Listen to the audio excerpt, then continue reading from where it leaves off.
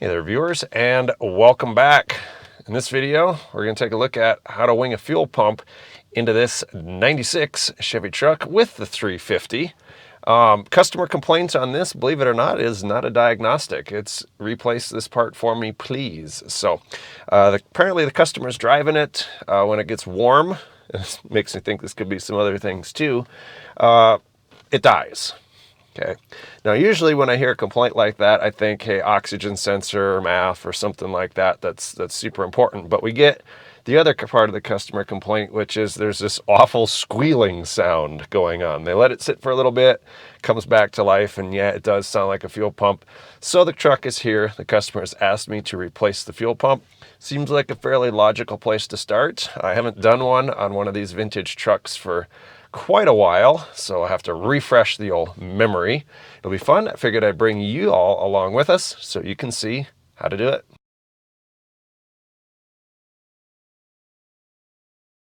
So the second thing I like to do, not the first, somebody appears to have already done that part for me. Not break this ground wire off because the filler neck is already loose from the truck. So I'm just going to go ahead and pull this ground. Don't know why they don't put a bolt in these, but whatever. And next up, we'll soak some bolts down.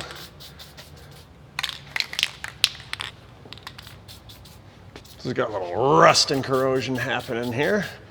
No biggie. I think that'd be all of them. We'll let those soak for a minute. Next up, super hard to film. This is the electrical for the pump, and then a 13 mil lefty-loosey mode for the ground. This is the older 3-pin style that does not have, or it's got the ground bolted to the frame. So I don't want to tug on any of the vehicle's wiring. So hopefully, yeah, that comes out kind of nice. Don't forget to hook that back up. So next up, I'm just going to loosen, but I'm not going to remove this hold down strap. This one happens to be a 15, as are both of them. So what I plan to do at this point, because the front of the tank is loose, it feels like it's about half full of gas, despite what the customer told me. It is what it is.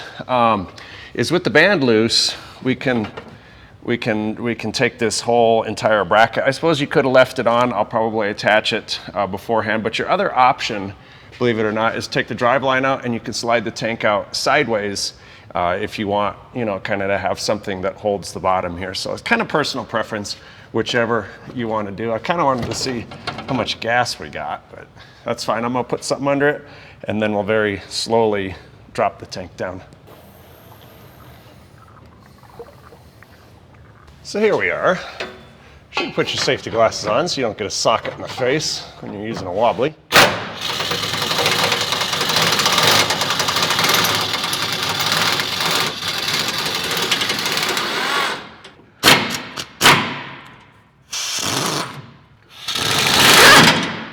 Woohoo! Okay, so our brackets are loose. And actually, technically now, our entire tank is loose from the vehicle, so we're going to just raise the lift a pinch so that this doesn't like fall out or something like that, so we can unhook the fuel lines from the vehicle.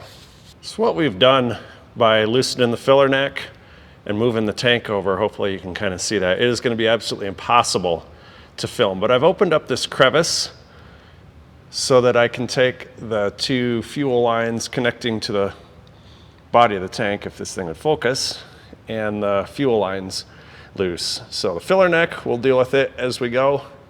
She kind of jammed around up in there, but no big deal. That's the area we have to work with. Everything looks good. Okay. Sweet.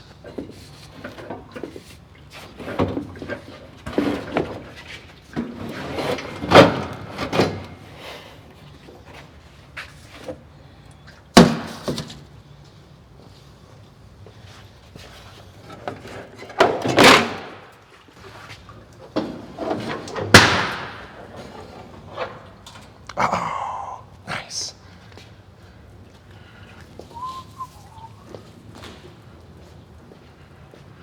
So here's the lines you got to disconnect. The 2 fuel lines that go to the fuel rail.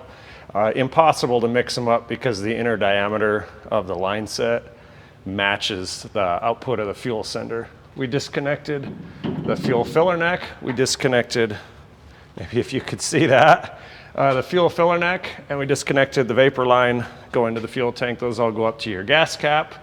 You can kind of see somebody's been in this wiring before all this stuff was disconnected, but whatever. And then 1 vapor line going up to the charcoal canister right here is all you had to disconnect. So first things first, before we all caveman into this fuel tank,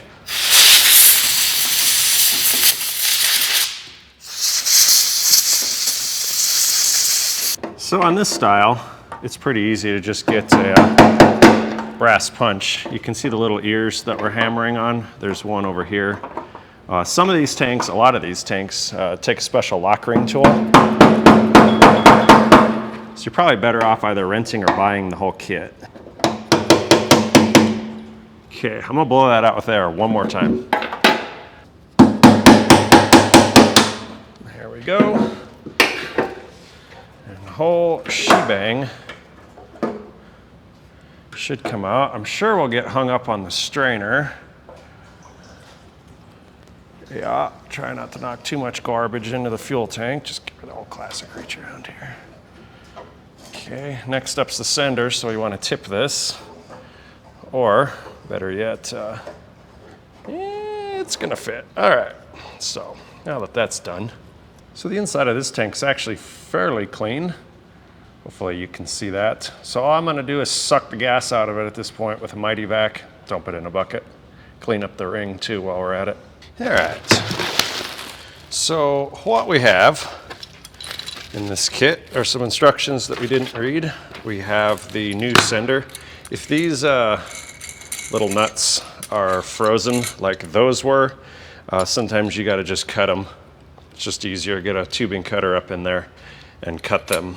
And then you end up replacing the sender as well. So definitely check with the customer, see what they wanna do. I always recommend replacing this whole unit. One, because half the time they start getting rusty and crappy. And the other is you get a new fuel gauge wrapped in plastic fuel gauge sender. So the gas gauge was wonky on that truck, one of the customer complaints as well. So figured while we're in here, we'll just make sure that that part is all fresh and functioning correctly. So we'll go ahead and take the float and the little plastic baggie off. It appears to very much be the same part, so things should fit in good. So looking at the old and the new, just kind of comparing. The fan dangle looks the same. We're gonna have to transfer the rubber hoses. That's very self-explanatory. Pulsator is missing from both of these, like most of them are. Looks to be quite the same part. One thing we do want to check is underneath these that we actually have O-rings, and we do. These are sealed with an O-ring, so if you just thread these on, tighten them down, they will leak like mad. So I see it looks like they gave us a couple extra O-rings too. So you always want to replace the little donut washer as well. Probably just save those little O-rings. And it looks like they gave me a new lock ring as well, which is really cool. Not everybody does that for you. Put the tank ring on next. Make sure the little tabs are facing up, because that's what you're gonna actuate with. This is actually gonna go on the tank, and then we'll, I mean, you can put this on first, I suppose. It really doesn't matter. I usually put some Vaseline or something on it to kind of help everything seal up good. All right, ready to go over to the tank. So the Vaseline will pretty much instantaneously be dissolved by the fuel. It won't gum anything up. Works good in transmissions. Any dirt that you got in the fuel tank, you definitely want to vac that out. I just use the Mighty Vac. It takes a little while. A shop vac might not be the most brightest idea that anybody's ever had, so I wouldn't know. I've not tried it. Right, I was gonna goop up the O-ring here. Maybe I'll get that where y'all can see that. That might help. I just put a little Vaseline on this O-ring. It is a little bit of a pill usually to get everything kind of compressed down in there where it's supposed to be. So lube helps that a little bit.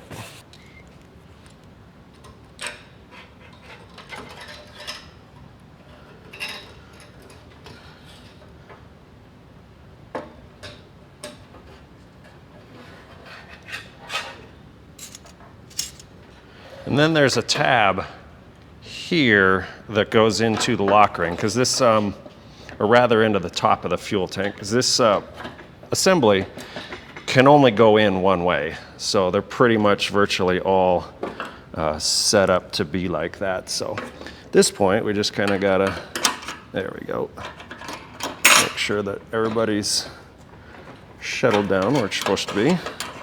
There's actually 2 of them, it looks like, on this tank.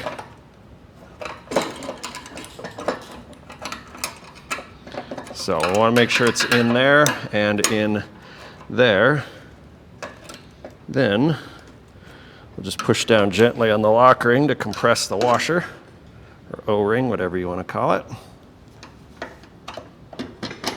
Okay, sweet, everything's started, and we can drive around home.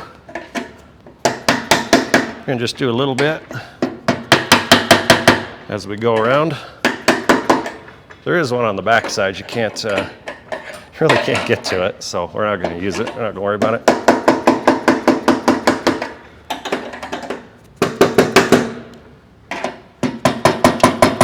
We just go all the way until this little tab bottoms out against the stop. Most of them are like that.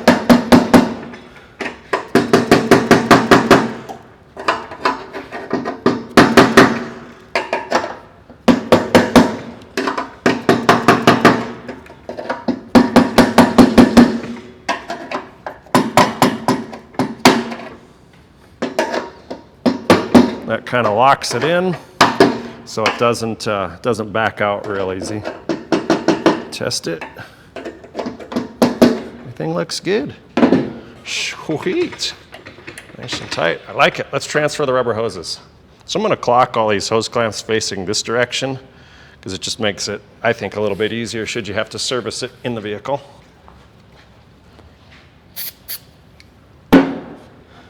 Okay, I like it. Sweet. I also like to put some fluid film, something on the back sides of these nuts so they don't rust quite so bad. Just 5 years, whatever, down the road makes your life a little bit easier.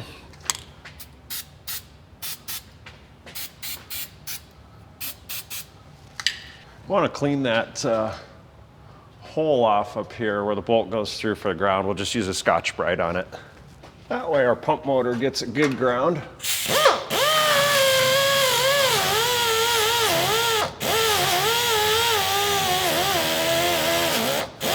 Sweet. We're just gonna go ahead and toss this bracket back on. Maybe we did, maybe we didn't have to actually remove it. Either way, we can always remove it here a little bit later, if we have to. Yeah, if you're following along, you probably don't need to remove that guy in the front there. This strap can probably just stay on.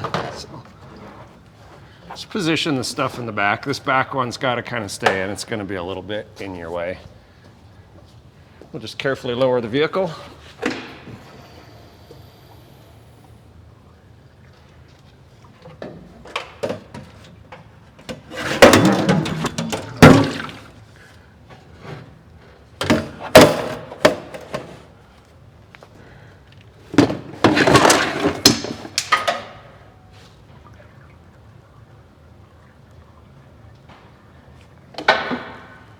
Okay, so now that we're in this position again, really no room to film, unfortunately.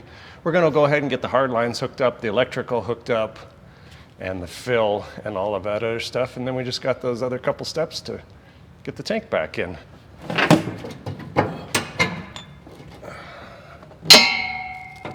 So now that that's out of the way, fancy reversing ratchet. We'll run that one up just a little bit, which should let us finagle. Oh yeah, we'll get the wires up out of the way.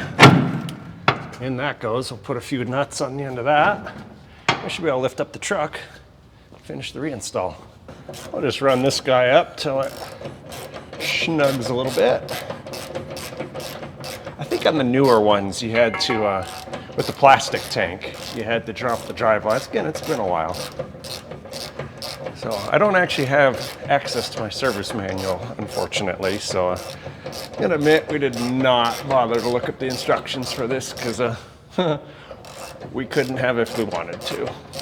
Make sure you get your power and grounds hooked up in there, and that your filler neck and all of those goodies are adequately tightened. All right, our next step is going to be to put some gas in it, give this guy a test fire. I usually don't put a ton of gas in it in case the pump wasn't any good. You know, maybe a couple gallons just to hear it prime up and all that other stuff, check for leaks. The customer is going to put their own fuel filter in, so I don't have to do that, but it's always recommended to change that fuel filter along with the pump and the little sock strainer thing in the bottom of it. You saw it when we put the pump in the tank. So looking at the gas cap, clearly the O-ring is shot. I did walk by the truck and notice I smelt fuel, so this will definitely cause your check engine light to come on with a evap code. Believe it or not, we are actually not spilling. This would be a really bad time for a cigarette. All right, so the next thing that we're gonna do is we're just gonna cycle a key on, off, and this will prime up the fuel system. I don't even hear that pump run. A lot quieter than the old one. So anyway, we'll do that 5 or 6 times. It looks like you got a little bit of a delay before it'll run the pump again. Then crush your fingers.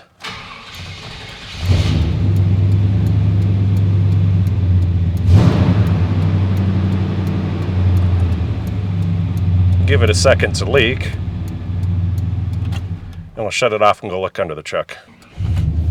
Well, the gas gauge reads E. That's good. Everybody hear the clicking? Like I'm blinking, but not blinking. So what you end up doing is turn the steering column apart and taking the multi-function switch. Because you'll notice if I play with it,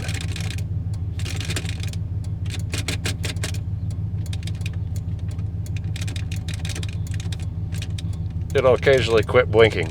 And what happens is contacts in it get dirty, and usually just cleaning and re-greasing those with some silicone grease actually fixes them. This one's pretty far gone, so that may not be the case with it. But whatever, I digress. I ain't tackling that job here today. We're gonna go ahead and road test this. Did top off the transfer case, looked like it was leaking, so I don't wanna be that guy that blows that thing up. And see if we can't maybe get this thing to act up. Oh, there it stopped blinking. See if we can't maybe get this to act up and get the stall concern that the customer had earlier. So I got the perfect hill to go get stranded on. We can also weed out crib death on this fuel pump. We're blinking again. That's gonna drive me nuts. So I would think our O2 sensors should be warmed up by this point, and if they are reading incorrect, I have seen these motors die because the O2 sensor will simply just run it out of fuel. So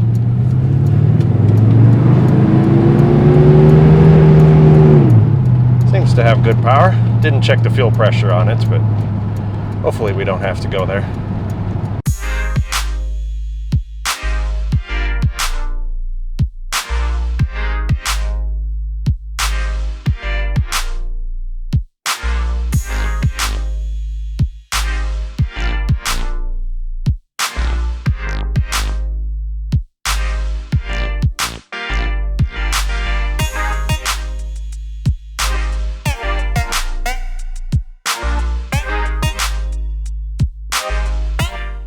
Well, there you got it, folks. I drove this thing for about 15 minutes and no sign of squealing, no sign of dying. 7% grade, felt like it ran beautifully. So kind of got a cacophony of clicking on blend doors, both the face floor blend door and the hot cold. So not gonna get fixed today, but customer didn't say anything about it. They just wanted me to fix it so it keeps running, and that it does. So move on to something different. Why don't you guys move on down to the comment box, leave your questions, comments, criticisms, and all of that good stuff. Subscribe to the channel if that's your thing. And as always, appreciate you watching. We'll see you next time.